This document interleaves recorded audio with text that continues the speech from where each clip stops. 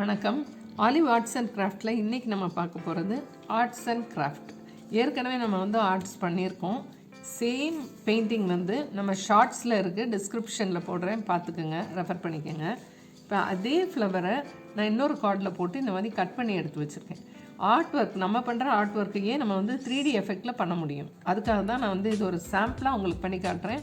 இது நீங்கள் இந்த பெயிண்டிங்கை மட்டும்தான் அப்படி பண்ணணுன்னு கிடையாது. பெயிண்டிங் பண்ண தெரியாதவங்க நார்மலாக வீட்டில் இருக்க ஃபேமிலி ஃபோட்டோஸ், ஃப்ரெண்ட்ஸோட ஃபோட்டோஸ், இல்லை நீங்கள் உங்கள் கலெக்ஷன்ஸ் அந்த மாதிரி இதை கூட நீங்கள் இந்த மாதிரி 3D எஃபெக்டில் நீங்கள் பண்ணிவிட்டு ஃப்ரேம் பண்ணிக்கலாம். இப்போ எப்படி செய்கிறதுன்னு சொல்கிறேன்.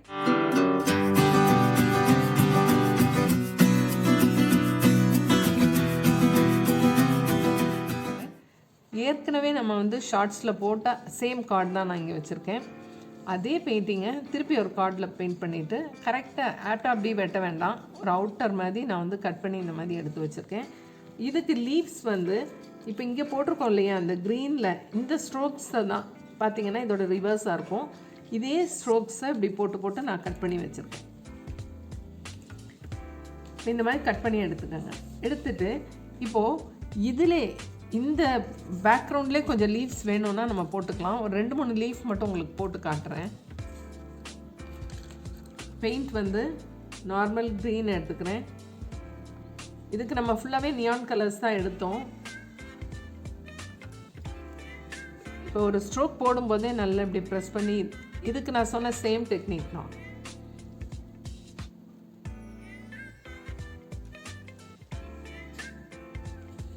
எப்படி வாட்டர் மிக்ஸ் பண்ணுறதுன்னு பார்த்துக்கோங்க. ஏன்னா கொஞ்சம் டவுட்ஸ் கேட்டிருந்தீங்க, ஸ்ட்ரோக் போடும்போது ட்ரை ஆகுது அப்படின்னு கேட்டிருந்தீங்க. கொஞ்சம் இப்படி வாட்டர் மிக்ஸ் பண்ணிக்கலாம். ரொம்ப லிக்விடாக இருக்கக்கூடாது, லைட்டாக க்ரீமியாக அந்த மாதிரி இருக்கணும். பாருங்கள், இன்னொரு ஸ்ட்ரோக்கை அங்கேருந்து இன்னும் கொஞ்சம் சின்னதாக அப்படி கொண்டு வந்துடுறேன்.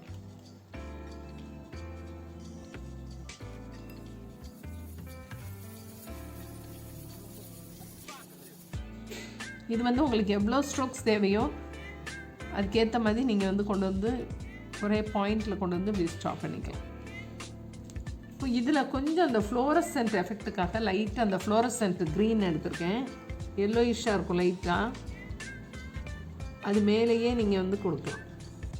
இப்போ டபுள் கலர் பண்ண முடியல, ஏற்கனவே ஒரு க்ரீன் டச் பண்ணிவிட்டு இந்த எல்லோ வச்சு பண்ணுறது கொஞ்சம் டஃப்பாக இருக்குன்றவங்க இந்த மாதிரி சிங்கிள் ஸ்ட்ரோக்ஸாக கூட கொடுத்தா டச் பண்ணலாம்.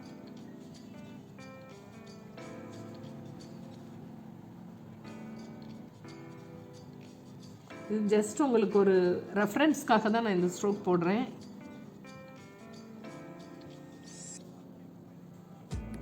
இப்போ இந்த மாதிரி போட்டேன். இப்போ பாருங்கள், இந்த ஆர்ட் ஒர்க் போதும்னு நினைக்கிறேன். ஏன்னா நம்ம இதை வச்சு அசம்பிள் பண்ண போகிறோம். பேஸில் இங்கே ஒரு பெயிண்டிங் இருக்கனால பேஸில் ஒரு லீஃப் ஒன்று பெயிண்ட் பண்ணியாச்சு. இதுக்கப்புறம் ஃபுல்லாகவே நமக்கு பெயிண்டிங் வேலை இல்லை. நம்ம கட் பண்ணி வச்சுருக்கிறது தான் நம்ம ஸ்டிக் பண்ண போகிறோம். இப்போ இது ஒரு அசம்பிள் பண்ணுறது தான் நம்ம வேலை. இப்போ பாருங்கள், இது கொஞ்சம் எம்போஸ்டாக ஒரு பூ கீழே இருக்க மாதிரி ஒன்று மேலே இருக்க மாதிரி பண்ண போகிறோம். பெயிண்டிங்லேயே நம்ம இந்த எஃபெக்ட் கொண்டு வரணும். இப்படி பண்ணும்போது நமக்கு இங்கே பேஸில் கொஞ்சம் எம்போஸ் எஃபெக்ட் வர்றதுக்காக நான் கொஞ்சம் சார்ட் பேப்பரை பீஸாக கட் பண்ணி வச்சுருக்கேன். இங்கே பாருங்கள், இது வேணும்னா நான் சும்மா ஒரு வேஸ்ட் கார்டில் உங்களுக்கு பண்ணி காட்டுறேன். இந்த மாதிரி சார்ட் வேஸ்ட் பீசஸில் இந்த மாதிரி குட்டி குட்டி பீசஸாக பண்ணிக்கணும். இதில் பார்த்தீங்கன்னா 3 ஃபோல்டு இருக்குது. இப்போ நான் இது கட் பண்ணி எடுத்திருப்பேன் இல்லையா, அந்த வேஸ்ட் சார்ட் பேப்பர் தான் இது. நார்மலாக இப்படி கட் பண்ணிக்கோங்க.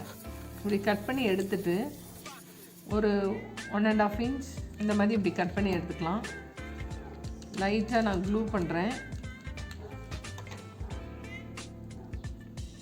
இப்படி ஃபோல்ட் பண்ணிவிட்டு மறுபடியும் க்ளூ பண்ணிவிட்டு இந்த மாதிரி ஃபோல்ட் பண்ணிக்கோங்க. இது உங்களுக்கு எவ்வளவு எம்போஸ்டாக வேணுமோ அவ்வளோ ரோல்ஸ் பண்ணிக்கலாம் இந்த மாதிரி பிளாக் சார்ட்டில்.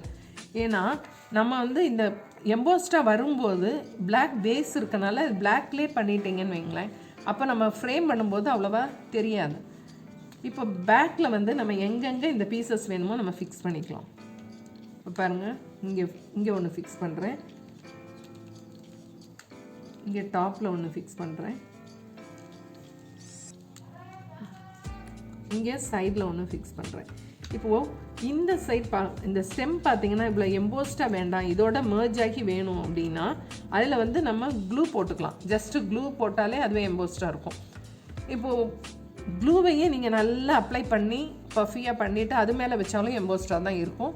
இந்த பிளாக் பேப்பர் வந்து உங்களுக்கு எவ்வளோக்கு எவ்வளோ ஹைட் வேணுமோ, ஒரு 3 லேயர்ஸ் 4 லேயர்ஸ் அந்த மாதிரி நீங்கள் பண்ணும்போது உங்களுக்கு சார்ட் பேப்பரோட கவுண்ட், இந்த பீசஸோட கவுண்ட்டை நீங்கள் இன்க்ரீஸ் பண்ணிகிட்டே போகலாம். இப்போ பாருங்கள், இதில் க்ளூ பண்ணுறேன். இந்த மாதிரி 3 பீசஸ் பண்ணிவிட்டு இப்போ எந்த இடத்துல வேணும் கரெக்டாக வச்சுட்டு ஃபஸ்ட்டே மார்க் பண்ணிக்கோங்க. இப்போ நான் வந்து அப்ராக்சிமேட்டாக வைக்கிறேன், ஏற்கனவே மார்க் பண்ணிக்கோங்க. இப்போ இது அப்படியே உங்களுக்கு அழகாக ஃபிக்ஸ் ஆயிரும். இதுவும் உங்களுக்கு ஃபுல்லாகவே இந்த ஸ்டெம்மும் எம்போஸ்டாக வேணும் அப்படின்னு நினச்சிங்கன்னா நீங்கள் வந்து கீழேயும் குட்டி குட்டி பீசஸ், இப்போ நம்ம பண்ணோம் இல்லையா, இதே மாதிரி பீசஸில் சின்ன சின்ன பீசஸாக இல்லை இதை கட் பண்ணி கூட உள்ளே வச்சுட்டு நீங்கள் ஒட்டிக்கலாம். இப்போ நான் வந்து இதோட எண்டில் லைட்டாக க்ளூ மட்டும் பண்ணுறேன். இப்படி பண்ணிவிட்டு க்ளூவை லைட்டாக ஃபிக்ஸ் பண்ணுறேன். இப்போ ஸ்டெம் பாருங்கள், மேலேருந்து கீழே வந்து இங்கே எண்ட் ஆகிற மாதிரி இருக்குது. நான் அந்த எஃபெக்ட்டுக்காக நான் இந்த மாதிரி கொடுத்துருக்கேன். இதுக்கப்புறமா நம்ம கட் பண்ணி வச்சுருக்க லீவ்ஸ் எல்லாம் வந்து இதில் ஃபிக்ஸ் பண்ண வேண்டியது தான். இப்போ இதை அசம்பிள் பண்ணுறதுக்கு உங்களுக்கு ஒரு சின்ன ஐடியா சொல்லித்தரேன். எப்போவுமே நீங்கள் சார்ட் பேப்பரில் வரையும் போது இப்போ பாருங்கள், இந்த லீவ்ஸ் எல்லாமே லெஃப்ட் ஹேண்ட் வந்து ஃபேஸ் பண்ணியிருக்கு, இந்த லீவ்ஸ் பாருங்கள் எல்லாமே ரைட்டில் ஃபேஸ் பண்ணியிருக்கு. அப்போது நீங்கள் ஒரு சார்ட் பேப்பரை எடுத்துகிட்டு நீங்கள் வரையும் போது லெஃப்ட் சைட் கொஞ்சம் வரைஞ்சிக்கோங்க, இந்த மாதிரி ரைட் ஃபேஸிங்கில் கொஞ்சம் வரைஞ்சிக்கோங்க. ஏன்னா இந்த ரெண்டும் வரைஞ்சால் தான் நம்ம அசம்பிள் பண்ணும்போது நமக்கு ஈஸியாக இருக்கும். இப்போ பாருங்கள், ஒன்று வந்து லெஃப்டில் இருக்குது. இப்போ ரைட்டில் போடும்போது ஒரு சின்ன லீஃபை நம்ம எது ரைட்டில் இருக்கோ அதை எடுத்துக்கலாம். இப்போ நான் வச்சுருக்கிறதுல இது வந்து ரைட்டில் இருக்குது, இந்த மாதிரி ஃபிக்ஸ் பண்ணிக்கலாம். இந்த லீஃப்க்கு இப்படி ஒன்று வச்சுக்கலாம். சேம் ஒரு பாயிண்ட் நல்லா கவனிச்சுக்கோங்க. இந்த லீவ்ஸ் வந்து எல்லாமே பார்த்திங்கன்னா ஒரே பாயிண்டில் தான் எண்டாக இருக்கும். அந்த மாதிரி இருந்தால் தான் அழகாக இருக்கும். எல்லாமே ஒரே பாயிண்ட்டுக்கு வர மாதிரி பார்த்துக்கோங்க, அப்போ தான் அசம்பிளிங் ஈஸி. இப்போ பாருங்கள், இப்படி வைக்கிறேன். சேம் பாயிண்டில் இன்னொரு செட் லீஃப் வந்து வர மாதிரி வைக்கலாம். இந்த மாதிரி வைக்கும்போது உங்களுக்கு அரேஞ்ச்மெண்ட் வந்து ஈஸியாக இருக்கும். இப்போ பாருங்கள், இந்த சைடு இப்படி ஃபேஸிங்கில் இருக்குது. நான் இதை வச்சுட்டு நான் இதை எடுத்துடுறேன். இதை இங்கே வச்சுட்டா இதை இப்படி அசம்பிள் பண்ணிட்டேன். இப்போ உங்களுக்கு புரிஞ்சிருக்கோன்னு நினைக்கிறேன். ஒரே சைட் ஃபேஸிங்காக வச்சுக்கோங்க. இப்படி வச்சுட்டு இப்படி இருக்குது. இப்போ இந்த இடத்துல ஒரு லீஃப் வேணும்னா இது இப்படி வச்சுக்கலாம். இது இங்கேருந்து இப்படி வருது, இந்த லீஃப் இப்படி வருது. இப்போ இது உங்களுக்கு இது இங்கே அசம்பிள் பண்ணணுமா, இப்படி வச்சுட்டு இப்படி பண்ணிவிட்டு இப்படி வச்சுக்கலாம். இது எல்லாமே ஓரளவுக்கு உங்களுக்கு புரிஞ்சிருக்கும்னு நினைக்கிறேன்.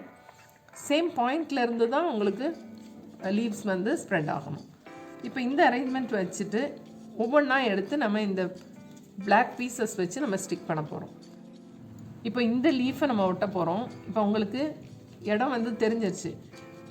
பிகினர்ஸ் வந்து பண்ணும்போது பிளாக் பென்சில்லே மார்க் பண்ணிக்கோங்க. நான் வந்து சும்மா ஒயிட் பென்சில் உங்களுக்கு தெரியறதுக்காக பண்ணுறேன். இங்கே பாருங்கள், இந்த லைன் எதுக்குன்னா இந்த லைனில் வச்சு நம்ம ஸ்டிக் பண்ணுவோம். இந்த சைட் பேக்கில் வந்து க்ளூ வச்சுட்டு ஒரு ஸ்டிக் வச்சிடும். இந்த ஒரு நம்ம பண்ணி வச்சுருக்கோம் இல்லையா, அந்த பீஸ் வச்சுட்டு அதுக்கப்புறம் க்ளூ பண்ணிவிட்டு இந்த லைன் எப்படி போட்டிருக்கோம் அதே இதில் நம்ம வச்சிடலாம். இப்போ பாருங்கள், ஒரு லீஃப் வந்து நம்ம பேக்ரவுண்டில் ட்ரா பண்ணது இங்கே இருக்குது, ஒரு லீஃப் எம்போஸ்டாக இருக்குது. இது மாதிரி நம்ம பேஸில் எங்கெல்லாம் வேணுமோ அங்கெல்லாம் கூட பெயிண்ட் பண்ணிக்கலாம். பண்ணிவிட்டு ஒன்று வந்து எம்போஸ்டாக வச்சுக்கலாம். இப்போ எல்லாமே எம்போஸ்டாக தான் ஆக போகுது. இது ஒன்று மட்டும்தான் உங்களுக்கு சாம்பிளுக்காக நான் இது பண்ணியிருக்கேன். இப்போ நீங்கள் பிக்சர்ஸ் வைக்கும்போது என்ன பண்ணுங்கள், சில பிக்சர்ஸ் இப்போ ஃபேமிலி ஃபோட்டோஸ் வைக்கிறீங்கன்னா குட்டீஸ் ஃபோட்டோலாம் எம்போஸ்டாக இருக்க மாதிரி வச்சுட்டு பெரியவங்களாம் இப்படி பேக்ரவுண்டில் பேஸ்ட் பண்ணிட்டீங்கன்னா பார்க்குறக்கு ரொம்ப அழகாக இருக்கும். இப்போ இதே மாதிரி இந்த எம்போஸ்ட் மாதிரி இங்கே அரேஞ்ச் பண்ணியிருக்கிறது எல்லாத்தையும் நான் ஸ்டிக் பண்ண போகிறேன்.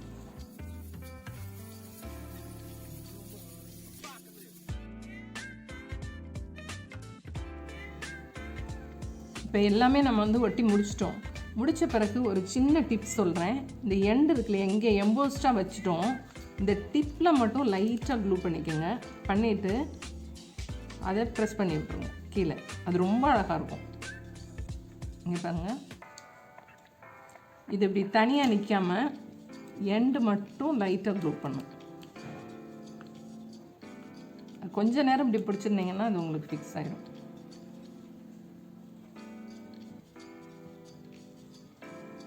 ஃபிக்ஸ் ஆகிடுச்சு.